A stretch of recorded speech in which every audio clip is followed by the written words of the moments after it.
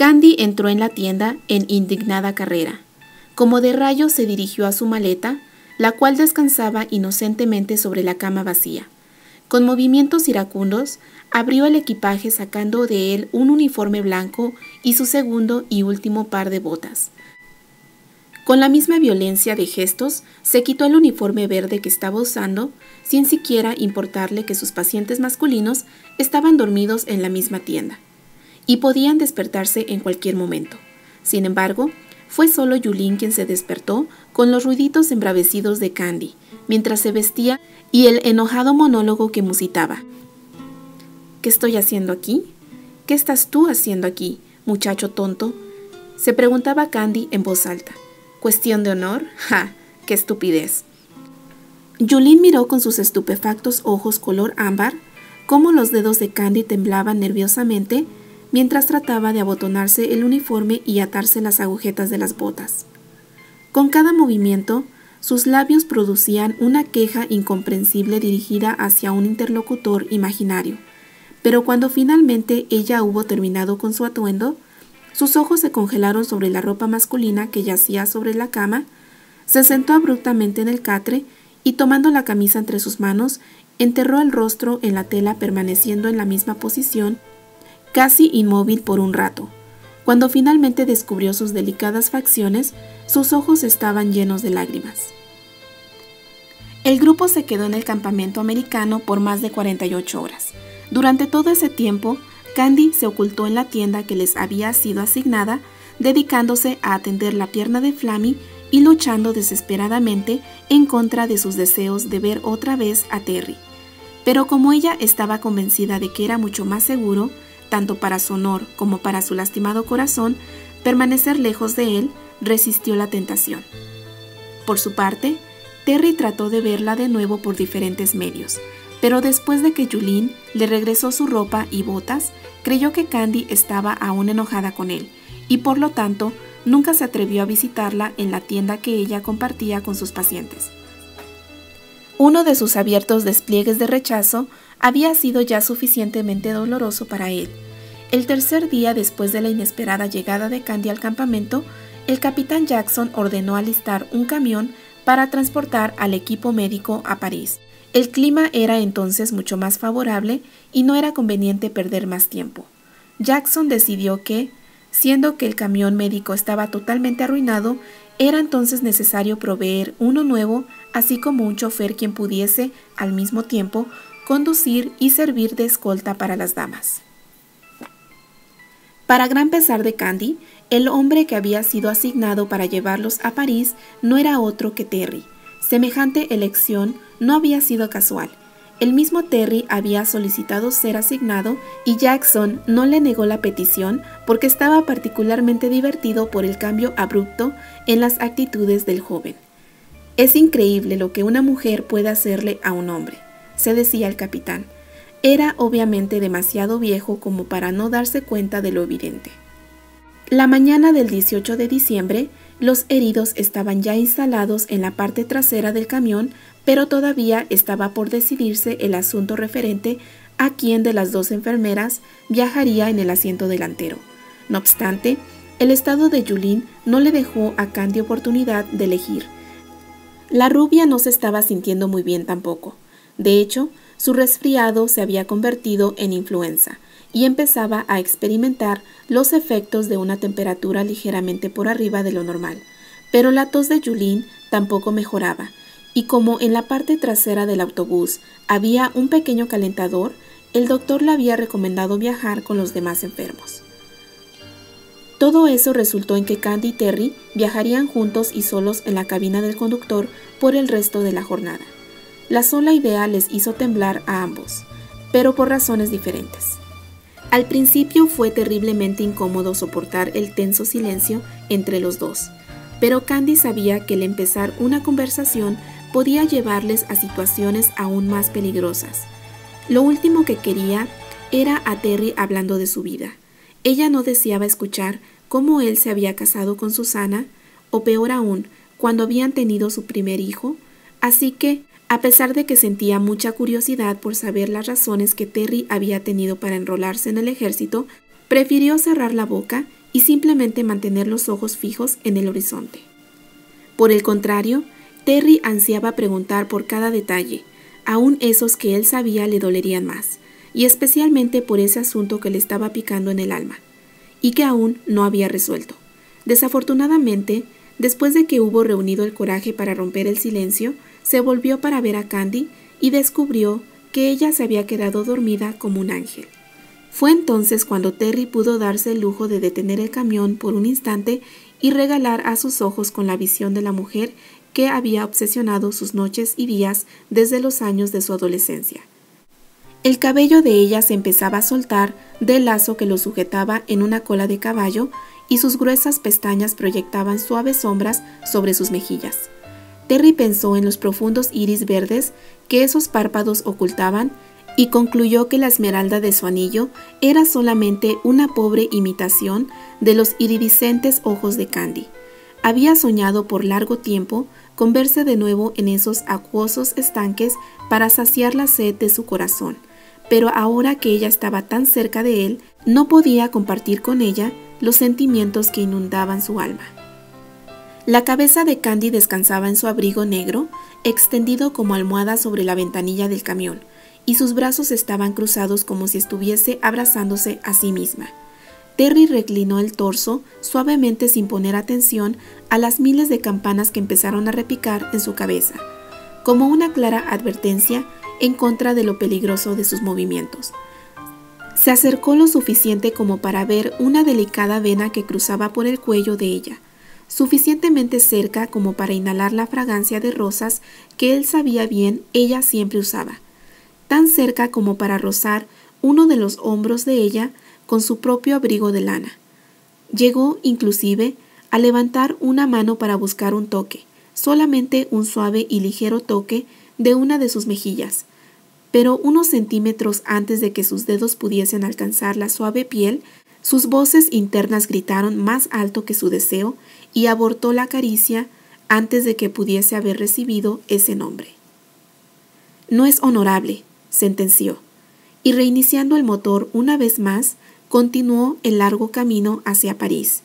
Si Terry se hubiese atrevido a tocar la mejilla de Candy, se hubiera dado cuenta de la fiebre que estaba empezando a encender en el cuerpo de la joven. No fue sino hasta un par de horas después que Candy se despertó sintiendo una sed insaciable, junto con una ligera irritación en los ojos. El bosque había desaparecido para dar lugar a una vasta planicie. Sobre sus cabezas el sol comenzaba a ocultarse sobre el horizonte blanco. La atmósfera era tan plácida y abrumadoramente bella que Candy olvidó su enojo y recobró las fuerzas para hablarle al hombre que estaba a su lado. ¿Cuándo crees que llegaremos a París, Terry?, preguntó ella suavemente e ignorando el efecto de sus palabras. El joven volvió la cabeza lentamente para verla.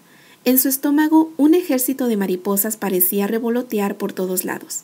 «Me llamó Terry», canturrió una voz interna con gozo inesperado, un gozo que apenas pudo controlar. «Estaremos ahí esta noche», logró contestar él con voz enronquecida.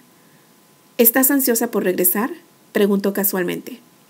«De hecho sí», replicó ella mirando a través de la ventana cómo el paisaje nevado empezaba a reflejar la luz del sol poniente. «Estoy preocupada por Julien. Necesita descanso y medicina para su tos. Entre más pronto, mejor». «Siempre preocupándote por los demás, ¿no?», dijo él sonriendo por primera ocasión en largo tiempo. Candy bajó los ojos tímidamente, en parte por las palabras de Terry, pero también porque sabía que las sonrisas del joven eran gemas raras que él ofrecía solamente a sus seres más queridos.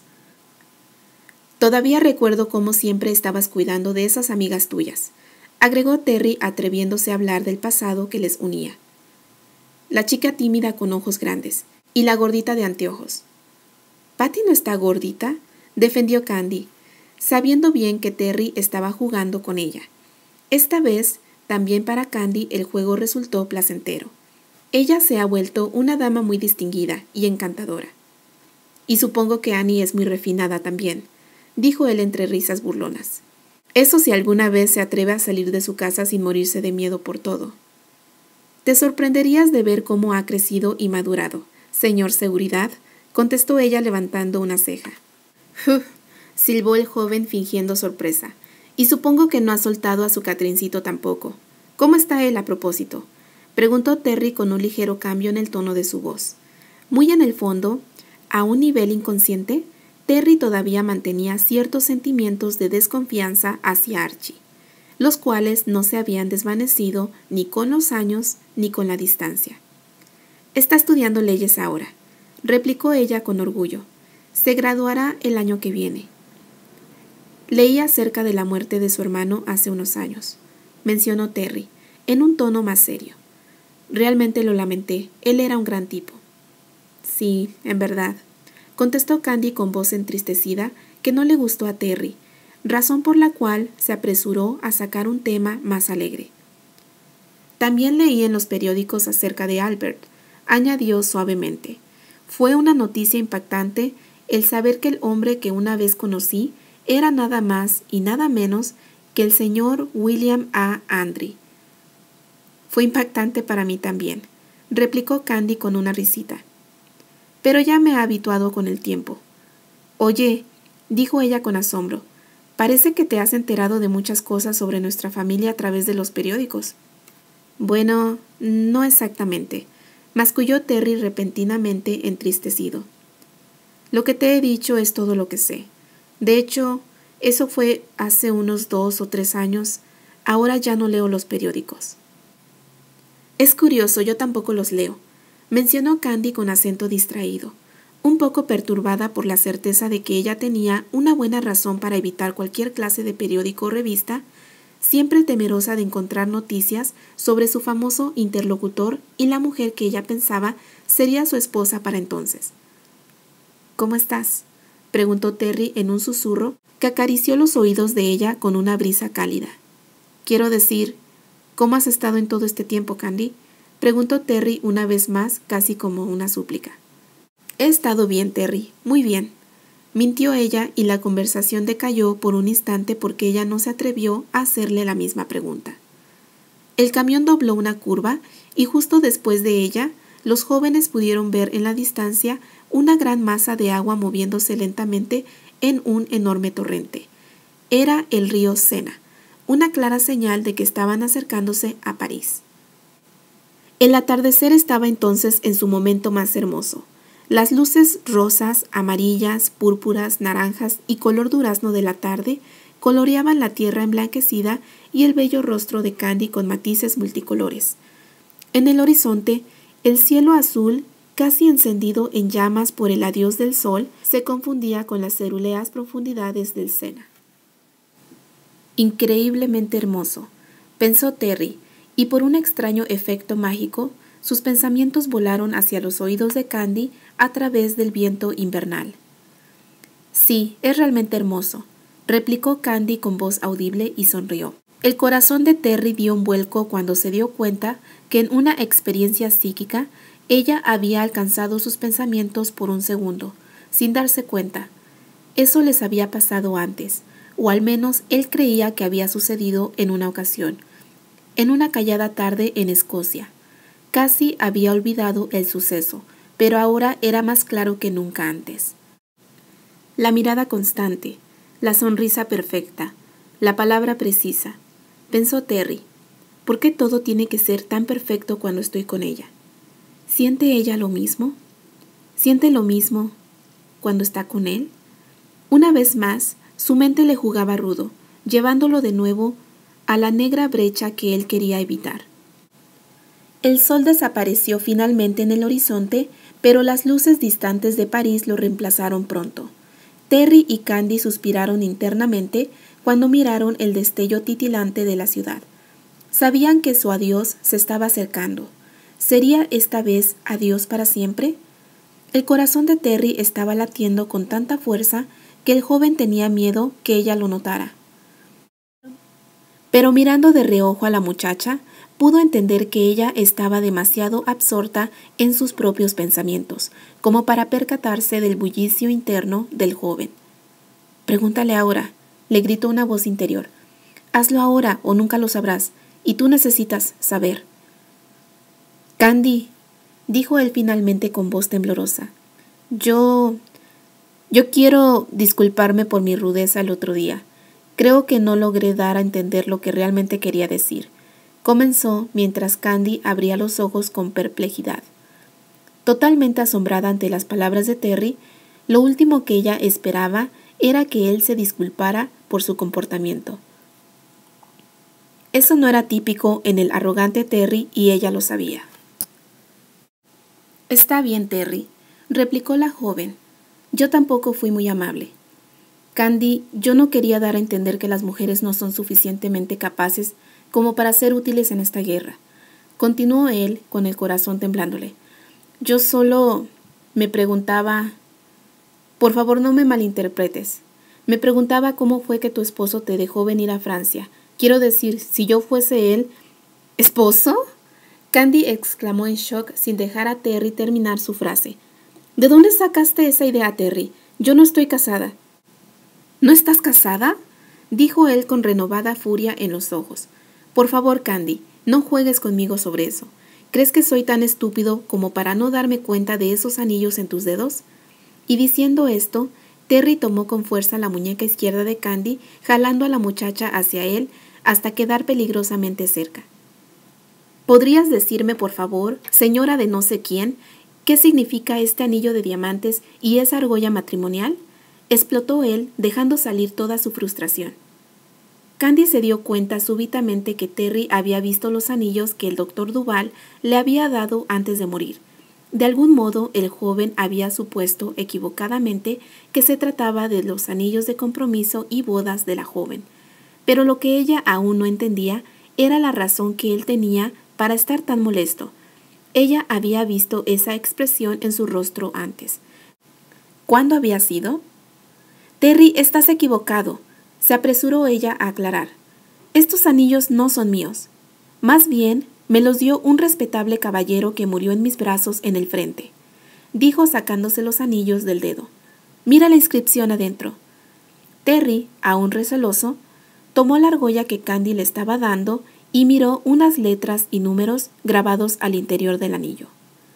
Marius et Lucille, abril 14, 1893.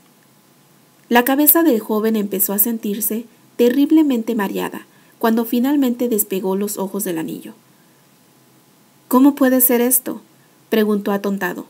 Yo estaba seguro de que te habías casado hace más de un año. Lo leí, dijo devolviendo el anillo a su dueña.